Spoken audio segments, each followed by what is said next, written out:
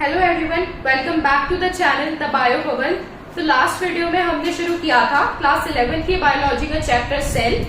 उसमें हमने basic intro पढ़ा था कि cell is the basic structural and functional unit of life. Cell से हम कुछ भी चीज इंडिपेंडेंट एग्जिस्टेंस इंश्योर नहीं कर सकती।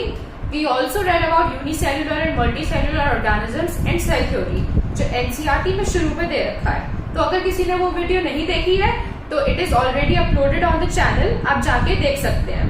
इन today's lecture we'll proceed in the chapter और हम मेनली पढ़ेंगे about prokaryotes and eukaryotes. But उससे पहले एनसीईआरटी में कुछ थ्योरी दी हुई है, कुछ डेटा है जो लर्न करने का है about cell shape and cell size and other discoveries. तो हम पहले वो पढ़ लेते हैं, उसके बाद हम प्रोकैरियोट्स की तरफ मूव करेंगे। तो when you look into the NCERT's topic and overview of cell, तो उसमें हमें बता रखा है कि सेल बहुत सारे शेप्स और साइजेस का हो सकता है। सेल की shape and size organism to organism भी डिफर करती है और एक ही ऑर्गेनिज्म में अलग अलग प्लेस पे प्रेजेंट होने से भी डिफर करती है। Cells are present in varied sizes. For example, let's have a look on the data given in NCERT. Mycoplasma is the smallest cell. आपको याद रखना है कि mycoplasma is the smallest cell, it's a prokaryote. उसका size है 0.3 micrometre. So we'll keep this in mind that it is the smallest cell. Next, RBCs are 7 micrometer in size. The average size of bacteria is 3 to 5 micrometer. But बच्चे कई बार confuse हो जाते हैं क्योंकि NCERT में जो diagram दे रखा है उसमें बैक्टीरिया का साइज गिवन है 1 to 2 माइक्रोमीटर। तो आपको ध्यान रखना है कि अगर हमसे पूछा जाएगा what is the average size of bacteria, तो we will answer 3 to 5 micrometer, जो थ्योरी में लिखा है। But if the word typical is used, this typical is the keyword here. अगर क्वेश्चन में अलग से मेंशन हो what is the size of the typical bacteria, तो we will answer 1 to 2 micrometer, क्योंकि एनसीईआरटी में डायग्राम में क्लियरली मेंशन्ड है typical word. Typical bacteria size 1 to 2 micrometer, and if it's only a bacteria or average size of bacteria, then it would be 3 to 5 micrometer.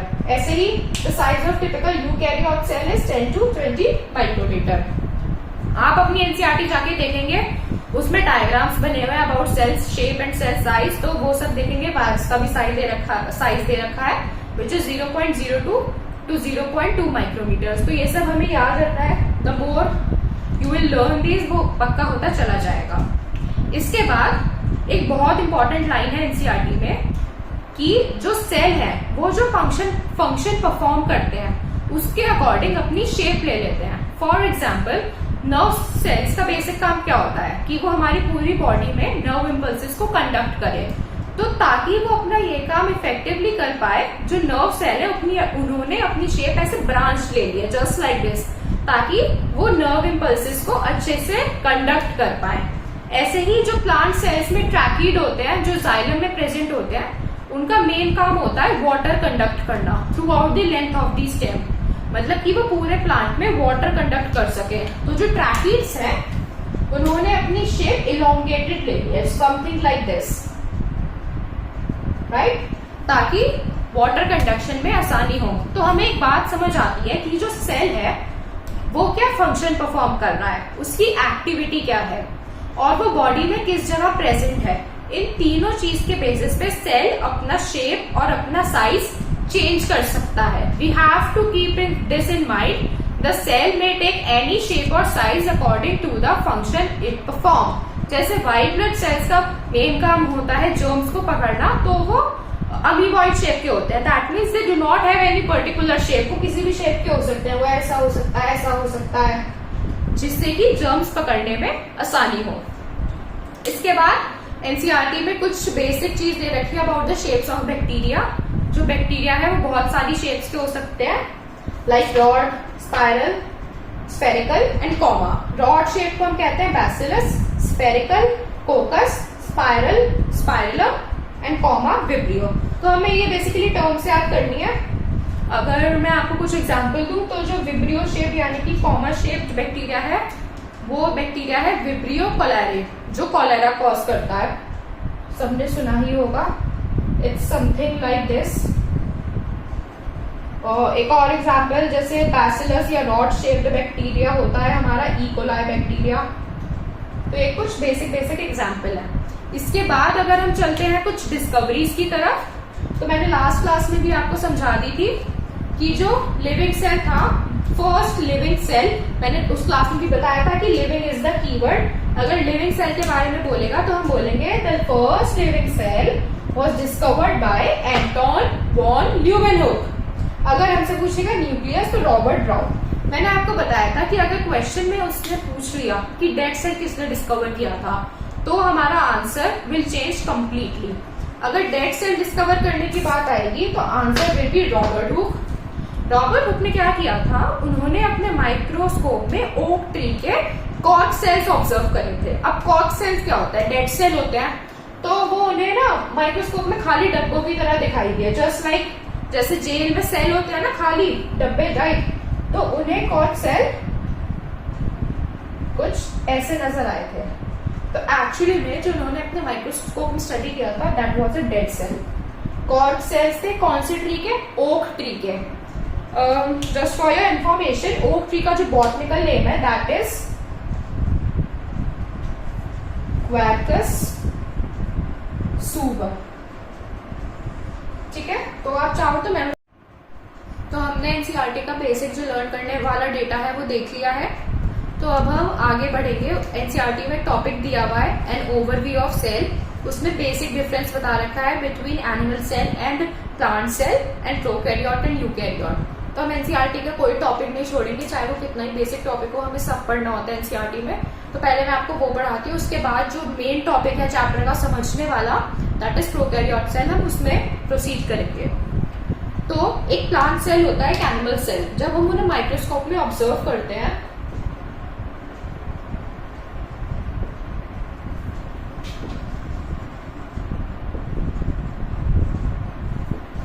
Plant cell का example आप onion पील observe कर लो, animals में आप human चीक cell observe कर लो, कुछ भी observe करते हैं तो बेसिक हमें पता चलता है this is a cell, same this is an animal cell. ठीक है, दोनों में सेल को जो कवर कर रही है outer thin membrane that is the cell membrane. ये प्लांट की सेल मेम्ब्रेन है, this is animal cell membrane. Animals में सेल मेम्ब्रेन के बाहर कोई और लेयर नहीं होती है, बट प्लांट्स में एक्सेप्ट सेल मेम्ब्रेन उसके बाहर एक और यूनिक लेयर होती है जिसके बारे में हमें श्वान ने बताया था, जिसको हम कहते हैं cell wall. So this is the cell wall.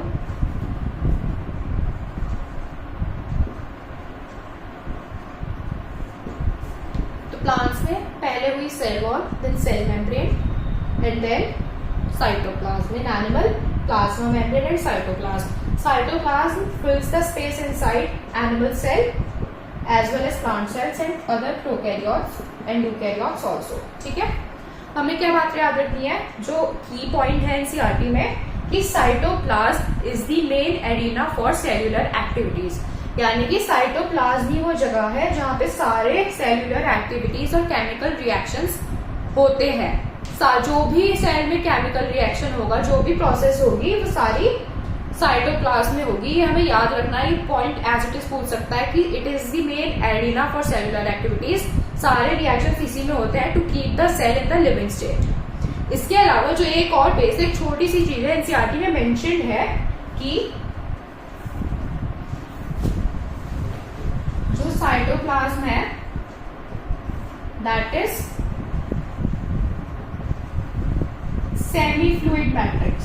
Cytoplasm का जो टेक्सचर है, जो मैट्रिक्स है दैट इज सेमी फ्लूइड। तो अगर हमने एनसीईआरटी याद से पढ़ी है तो हमें पता होगा कि साइटोप्लाज्म सेमी फ्लूइड है, बट क्वेश्चन कंफ्यूज करने के लिए क्या बोल देगा कि साइटोप्लाज्म हैज सेमी सॉलिड। तो हम ये सेमी सॉलिड और सेमी फ्लूइड में कंफ्यूज हो जाएंगे या ध्यान नहीं देंगे और हमारा क्वेश्चन गलत हो जाएगा।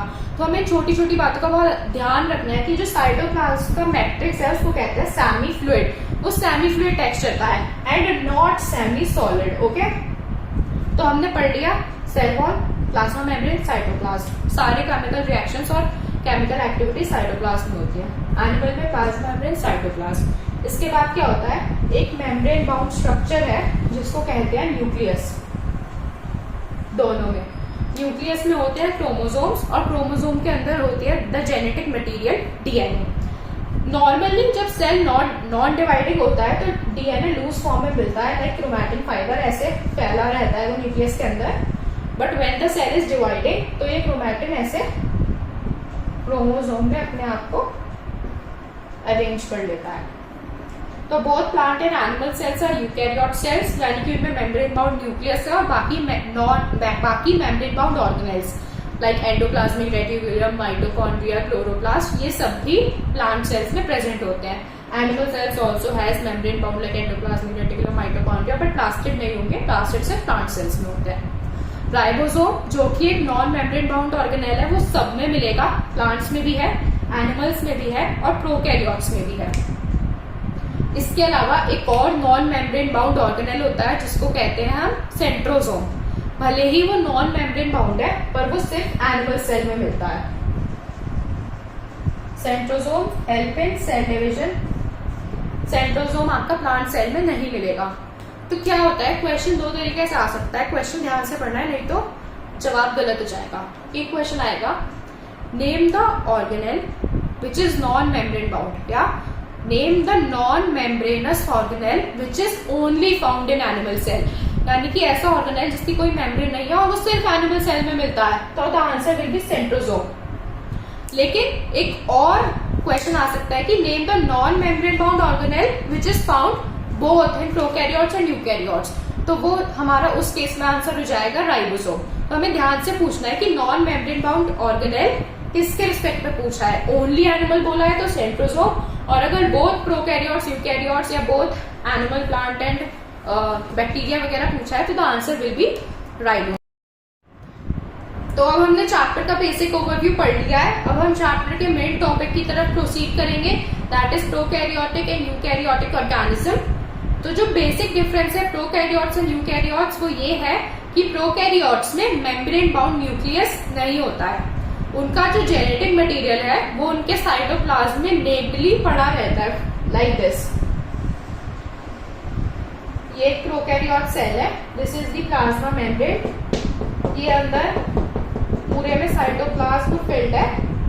प्रोकैरियोट्स का जो जेनेटिक मटेरियल होता है, एज आई सेड, नेक्ड है, खुद की कोई मेम्ब्रेन नहीं है, बट साइटोप्लाज्म में ऐसे कॉइल होके नेटली पड़ा रहता है, इसकी अपनी खुद की कोई मेम्ब्रेन नहीं है। फॉर एग्जाम्पल अगर ये यूकैरियोट है, जैसे आई वुड से ये प्लांट सेल है कोई, cell wall, plasma membrane, cell, cytoplasm, इसमें क्या होता है, इनका जो जेनेटिक मटेरियल है वो ऐसे मेम्ब्रेन बाउंड स्ट्रक्चर में पड़ा होता है, तो वो सेपरेट रहता है साइटोप्लाज्म से।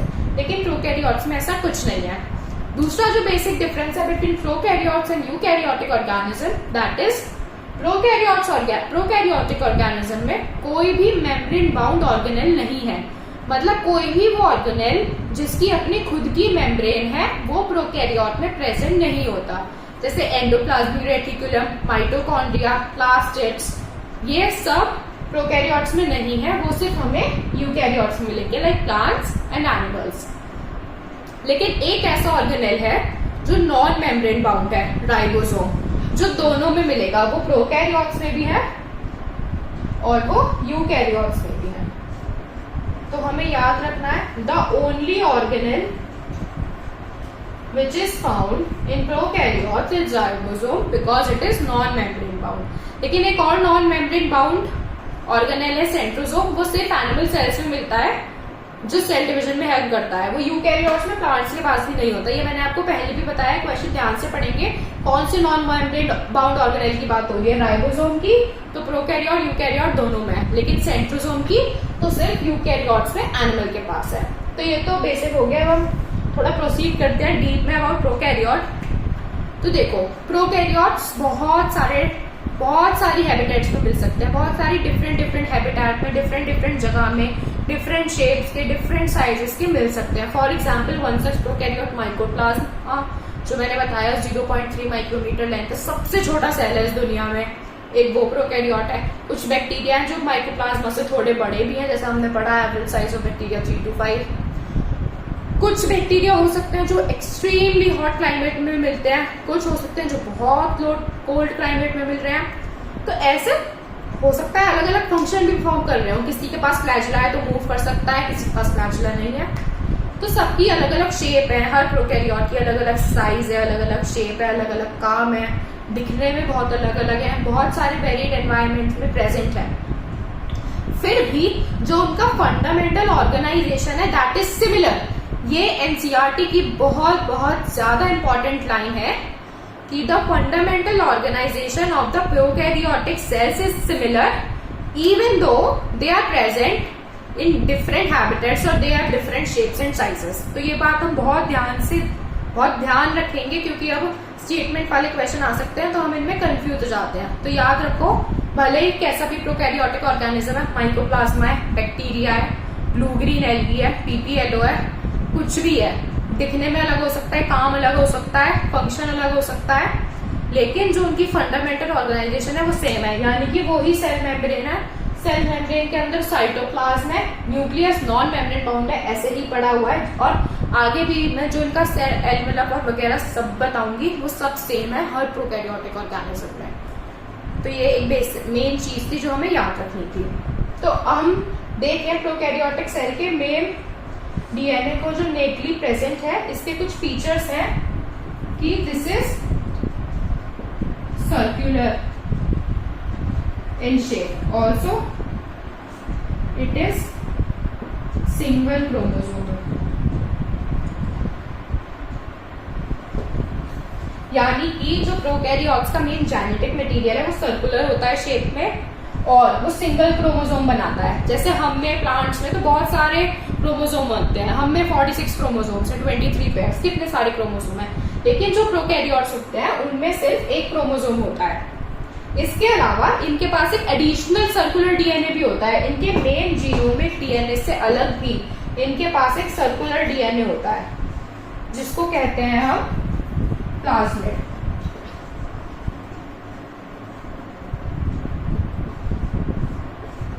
अब हमें क्या पता चला, plasmids are circular and extra DNA.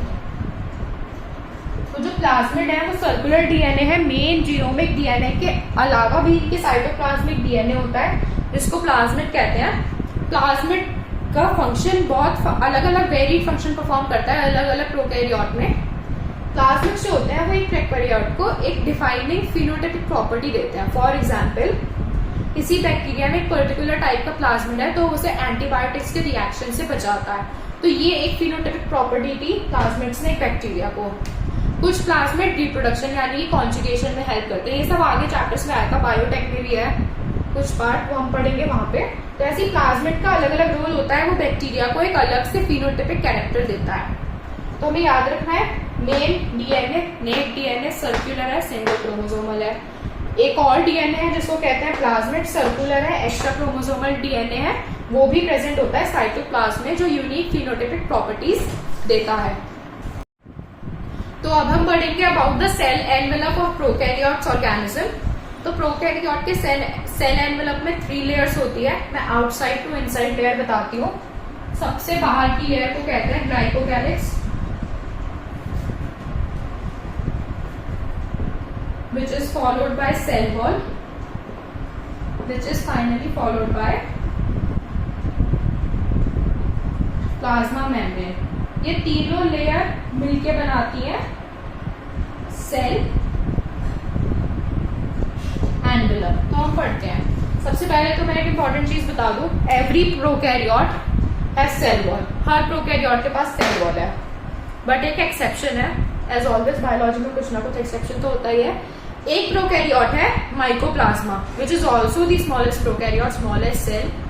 वो एक इकलौता ऐसा प्रोकैरियोट है जिसके पास सेल वॉल नहीं है। तो हमें याद रखना है, सब प्रोकैरियोट के पास सेल वॉल है। Every prokaryotic organism has cell wall except mycoplasma. तो अब हम पढ़ते हैं अबाउट दीज लेयर्स। ये एक प्रोकैरियोटिक सेल है, सॉरी 1 सेकेंड, यस। तो ये प्रोकैरियोटिक सेल है, this is the plasma membrane. उसके बाहर सेल वॉल और उसके बाद ग्लाइकोकैलिक्स। तो सीक्वेंस याद रखना है। क्वेश्चन में सीक्वेंस पूछा हो सेल एनवेलप का फ्रॉम आउटसाइड टू इनसाइड, तो glycocalyx, cell wall, plasma membrane. लेकिन अगर सेल एनवेलप का सीक्वेंस पूछा हो फ्रॉम इनसाइड टू आउटसाइड तो the answer would be plasma membrane, cell wall and glycocalyx. तो ये छोटी छोटी चीजें ध्यान रखनी होती है। तो सबसे पहले ग्लाइकोकैलिक्स को पढ़ते हैं। जो ग्लाइकोकैलिक्स का कंपोजिशन है और जो उसकी थिकनेस है वो हर प्रोकैरियोट में बदल सकती है। मतलब हो सकता है कोई बैक्टीरिया किसी और एनवायरमेंट कंडीशन में हो तो उसका ग्लाइकोकैलिक्स का कंपोजिशन और थिकनेस अलग अलग हो सकता है कोई और किसी दूसरी कंडीशन में हो तो उसका थिकनेस अलग अलग हो। तो ग्लाइकोकैलिक्स की कंपोजिशन और थिकनेस में vary depending on the type of the prokaryote. Also इन तीनों सेल एनवेलप का ये जो तीनों लेयर्स हैं glycocalyx, cell wall, plasma membrane, इन सबका अलग अलग फंक्शन है। They all have different functions but ये तीनों मिलके they act together as a single protective unit. मतलब ग्लाइकोकैलिक्स का कुछ अलग रोल है, सेल वॉल का अलग है, प्लाज्मा मेम्ब्रेन का अलग है, बट ये तीनों मिलके एक सिंगल प्रोटेक्टिव यूनिट की तरह परफॉर्म करती है। तीनों मिलके वो प्रोकैरियोट को प्रोटेक्ट करती है फ्रॉम आउटसाइड एनवायरमेंट। तो हम प्रोसीड करते हैं ग्लाइकोकैलिक्स की तरफ। ग्लाइकोकैलिक्स का कंपोजिशन डिफरेंट हो सकता है, मैंने बता दिया। It is mainly composed of mucus and polysaccharides. Mucus और पॉलीसेक्राइड्स से बनी है। ग्लाइकोकैलिक्स के दो फॉर्म हो सकते हैं। सपोज दिस इज ग्लाइकोकैलिक्स, दो फॉर्म की होती है। One is slime layer, another one is capsule. ये कैप्सूल थोड़ी थिक होती है, टफ होती है। It provides gummy and sticky character to cell. Gummy and sticky character to cell. और ये स्लाइम लेयर थोड़ी स्लिपरी होती है। ये प्रिवेंट करती है वाटर लॉस।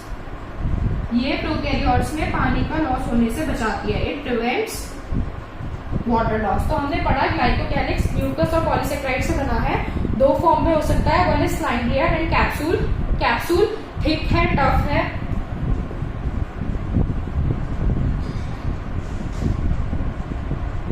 कैप्सूल थिक है, टफ है, गमी एंड स्टिकी कैरेक्टर देता है प्रोकैरियोट को and also it helps in adhesion. Prokaryote का अडहेशन मतलब रॉक से चिपकने में मदद करता है। Slime layer water loss prevent करती है। तो ये ग्लाइकोकैलिक्स के दो फॉर्म पढ़ लिए हमने। Next is the layer cell wall. Let's come cell wall. Cell wall का जो बेसिक काम है वो प्रोटेक्शन देती है प्रोकैरियोट को। It gives protection and prevents the bacteria from bursting. Bacteria कहीं बर्स्ट ना हो जाए उसके लिए सेल वॉल प्रेशर लगाती है ताकि वो अपनी शेप इंटैक्ट रखे और आउटसाइड एनवायरमेंट से बचा रहे। तो it prevents from bursting and protects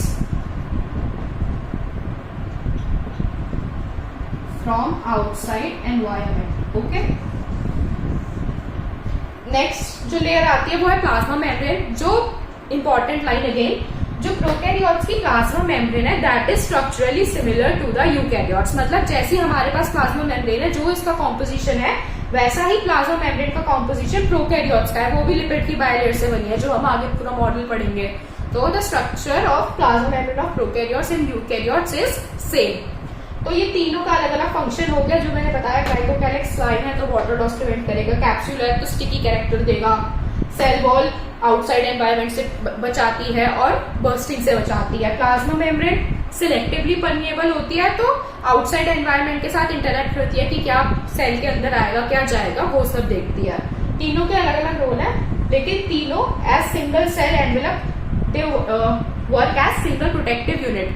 मतलब तीनों मिलके सेल को प्रोटेक्शन देते हैं। तो this was all about the cell envelope of prokaryotes. एक क्वेश्चन आता है, मतलब थोड़ा सा कॉमन सेंस भी है, क्योंकि हमें लगता है कि प्रोकैरियोट्स तो बहुत प्रिमिटिव हैं, पुराने हैं, आसान है, हमें लगता है तो उनका सेल एनवेलप का नेचर कैसा है। बट जब आप एनसीईआरटी में पढ़ोगे तो उसमें क्लियरली मेंशन्ड है कि prokaryotes have complex cell envelope. कि जो उनका सेल एनवेलप है वो केमिकली कॉम्प्लेक्स है। तो ये चीज ध्यान रखनी है, एनसीईआरटी में मेंशन्ड है, एनसीईआरटी पढ़ो तो मार्क भी कर लेना कि the cell envelope of prokaryotes is complex in nature. तो एनसीईआरटी हम जब भी पढ़ते हैं तो हमें स्पेशली छोटी छोटी चीजों का याद रखना होता है, कॉम्प्लेक्स, सेमी फ्लूइड है कि सेमी सॉलिड है, एंड ऑल ऑफ दैट। तो हमने प्रोकैरियोट्स का सेल एनवेलप पढ़ लिया। नेक्स्ट हम पढ़ेंगे इसकी सेल मेम्ब्रेन के मॉडिफिकेशंस।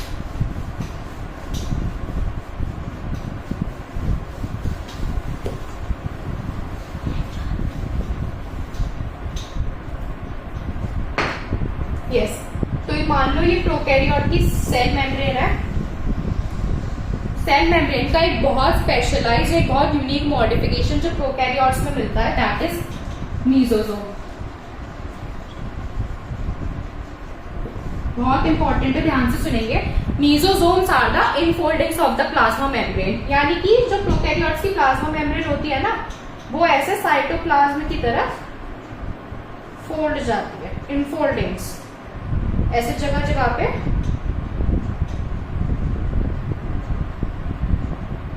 ऐसी हो जाती है। Can you see infoldings of the, इसको कहते हैं हम मीसोसोम।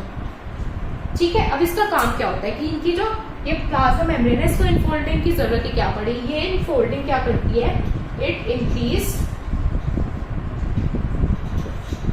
Surface area. ये प्रोकैरियोट्स का सरफेस एरिया इंक्रीज करती है। अब ये काम क्या करती है, इट में हेल्प इन रेस्पिरेशन, रेस्पिरेशन में हम हेल्प कर सकती है।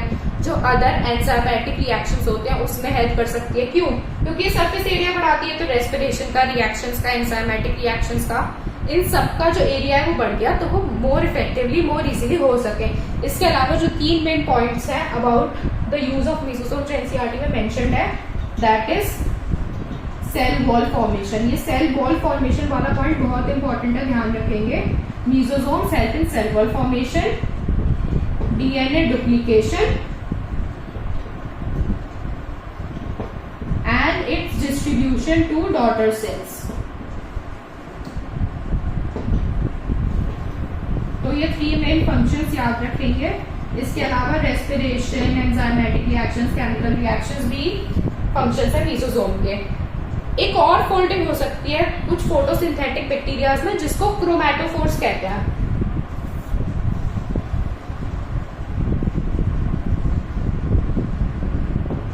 क्रोमैटोफोर्स भी ऐसे ही इनफोल्डिंग होती है सेल मेम्ब्रेन की, बट इन क्रोमैटोफोर्स में पिगमेंट्स है।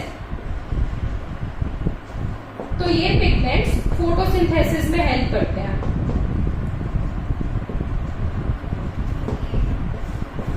Okay, so this is the main topics about the modifications of the cell membrane। याद रखेंगे ये मीसोसोम और क्रोमैटोफोर्स जो है वो सेल मेम्ब्रेन के मॉडिफिकेशन है। क्वेश्चन में कुछ भी आ सकता है, सेल वॉल, ग्लाइकोकैलिक्स, नहीं याद रखना है। मीसोसोम जो मॉडिफिकेशन है वो सेल मेम्ब्रेन का मॉडिफिकेशन है। These are infoldings of the cell membrane and not the cell wall. इसके अलावा एक और यूनिक कैरेक्टर जो है प्रोकैरियोट्स का, that is presence of inclusion bodies. ऐसे कुछ इंक्लूजन बॉडीज प्रेजेंट होती हैं इनके साइटोप्लाज्म में। One such example is gas vacuoles. ठीक है, अब बहुत इंपॉर्टेंट पॉइंट बता रही हूँ, क्योंकि इंक्लूजन बॉडी का एग्जाम्पल है गैस वैक्यूल, तो हम इस गैस वैक्यूल को कंफ्यूज करने लगते हैं प्लांट के वैक्यूल से। याद रखो, क्योंकि प्रोकैरियोटिक सेल है, कोई भी मेम्ब्रेन बाउंड ऑर्गेनेल इनके पास हो ही नहीं सकता। तो ये जो गैस वैक्यूल है ये भी नॉन मेम्ब्रेन बाउंड है, इसकी अपनी कोई भी मेम्ब्रेन नहीं होती। इसे प्लांट के वैक्यूल के साथ कंफ्यूज नहीं करना है। Inclusion bodies also do not have any membrane. वो साइटोप्लाज्म में ऐसे ही नेम्ड पड़ी हुई होती है, gas vacuole, food vacuole, cyanophycean vacuole. ये भी स्पेशल कैरेक्टर है प्रोकैरियोट सेल का। साइटोप्लाज्म में ऐसे ही पड़ा रहता है, नॉन मेम्ब्रेन बाउंड है। तो हमने बेसिक पढ़ लिया अबाउट प्रोकैरियोटिक सेल। एक क्विक सा रिकैप दे देते हैं। प्रोकैरियोटिक सेल है अपना खुद का कोई मेम्ब्रेन बाउंड न्यूक्लियस नहीं है, राइट, ठीक है। प्लाज्मा मेम्ब्रेन के बाहर सेल वॉल, उसके बाहर ग्लाइकोकैलिक्स। हर प्रोकैरियोटिक सेल के पास सेल वॉल है एक्सेप्ट माइकोप्लाज्मा। ग्लाइकोकैलिक्स दो हो सकती है, स्लाइम लेयर, और अगर टफ और हार्ड है तो कैप्सूल। कैप्सूल कमी एसिडिटी कैरेक्टर देती है और slime layer water loss prevent करती है। सेल वॉल का काम है आउटसाइड एनवायरनमेंट से बचाना और बर्स्टिंग से बचाना। प्लाज्मा मेम्ब्रेन यूकैरियोट्स के जैसी है और मतलब क्या सेल के अंदर आएगा क्या बाहर जाएगा वो सारे एनवायरनमेंट से इंटरेक्ट करती है।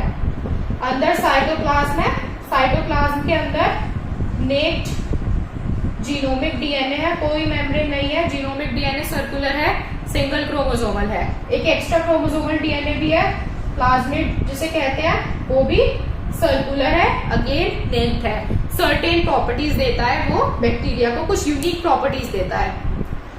आफ्टर दैट सेल मॉडिफिकेशंस हैं जो प्लाज्मा मेम्ब्रेन होती है वैसे इनफोल्डिंग बना लेती है, मीजोसोम कहते हैं। Mesosome lamellae vesicles and tubules के फॉर्म में हो सकते हैं। सरफेस एरिया इंक्रीज करते हैं रेस्पिरेशन में, एंजाइमेटिक कंटेंट में, DNA duplication, distribution, cell wall formation, इन सब में हेल्प करते हैं। एक और स्पेशल इनफोल्डिंग्स होती है, क्रोमैटोफोर कहते हैं, फोटोसिंथेटिक बैक्टीरियाज में होती है, उसमें पिगमेंट्स होते हैं, तो पिगमेंट्स फोटोसिंथेसिस में हेल्प करते हैं। एक और यूनिक फीचर है प्रेजेंस ऑफ इंक्लूजन बॉडीज, ऐसे छोटे छोटी इंक्लूजन बॉडीज पड़ी रहेंगी। गैस वैक्यूल हो सकते हैं, साइनोफिशियल वैक्यूल हो सकते हैं, बट कंफ्यूज नहीं करना है, इनकी अपनी खुद की कोई मेम्ब्रेन नहीं है, ये बस फूड वगैरह और बाकी चीजें स्टोर करते हैं। प्रोकैरियोटिक सेल जनरली स्मॉलर है, प्रिमिटिव है, तो जल्दी जल्दी डिवाइड करते हैं। जो चीज जितनी छोटी है उसका डिवीजन का रेट उतना ही ज्यादा। प्रिमिटिव है और बहुत छोटे हैं, इसलिए बहुत जल्दी डिवाइड कर रहे हैं, इसलिए आज तक भी इस दुनिया में बहुत अच्छी अमाउंट में प्रेजेंट है। So this was all about prokaryotic cells. I hope आपको समझ आएगा, बहुत ध्यान से पढ़ना है। फिर इसकी एनसीईआरटी एक बार जाके हम पूरी रीड करेंगे और याद करेंगे, ऐसे हमारा ये टॉपिक बिल्कुल स्ट्रांग हो जाएगा। Thank you for watching the video.